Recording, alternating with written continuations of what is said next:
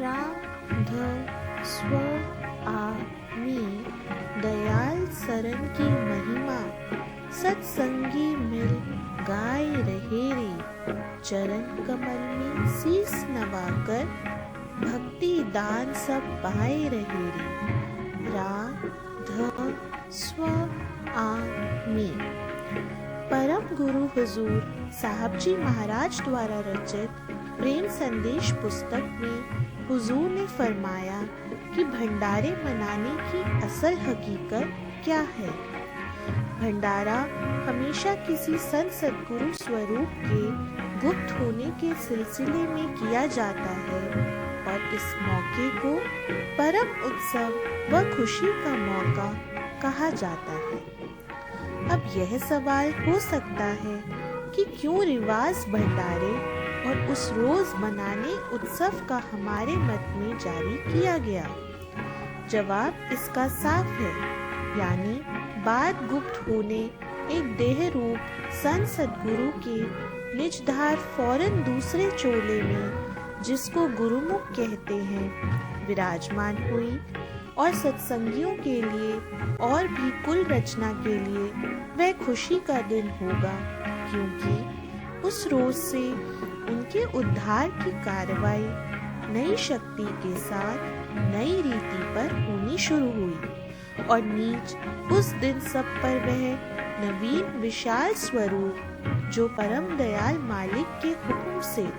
हमारे कर्मों के बोझ को काटने के लिए रचा गया था, सब पर प्रकट हुआ। जाहिर है कि कुल मालिक हुजूर रा ध स्व आ मी दयाल की जारी फरमाई हुई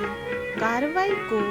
उनके फरमान के मुताबिक खास हद तक अंजाम देने पर और आइंदा के लिए इस सिलसिले को कायम रखने की गरज से अपने गुरुमुख को पूरे तौर पर तालीम व शिक्षा देने के बाद जब मौज हुई कि एक संत सद्गुरु स्वरूप अपने उस खास शिष्य को काम सौंप दें, तो उस गुप्त होने वाले संत सद्गुरु स्वरूप के लिए इससे बढ़कर कौन खुशी का मौका हो सकता है। गोया कि उस समय पर बवजह मौजूदगी गुरुमुख के कुल सत्संगियों के लिए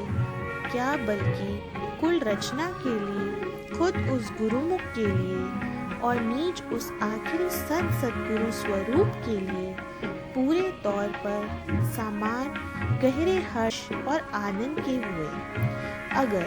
रोना और मातमी किसी के लिए है तो उन मेंबरान पवित्र कुल के लिए जिनके घर से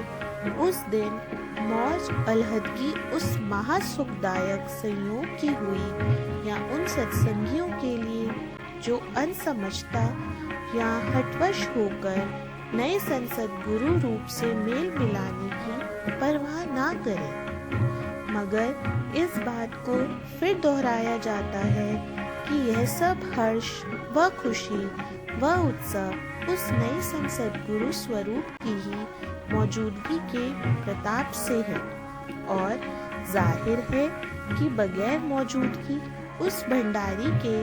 किसी हालत में असली भंडारा नहीं मनाया जा सकता। केवल आस तरश की तुम्हारे, तुम बिन जग अंधियारी, जो नहीं मिलो फिरूं झक मारत, कासे कहूँ पुकारी। रा ध स्व आ मी।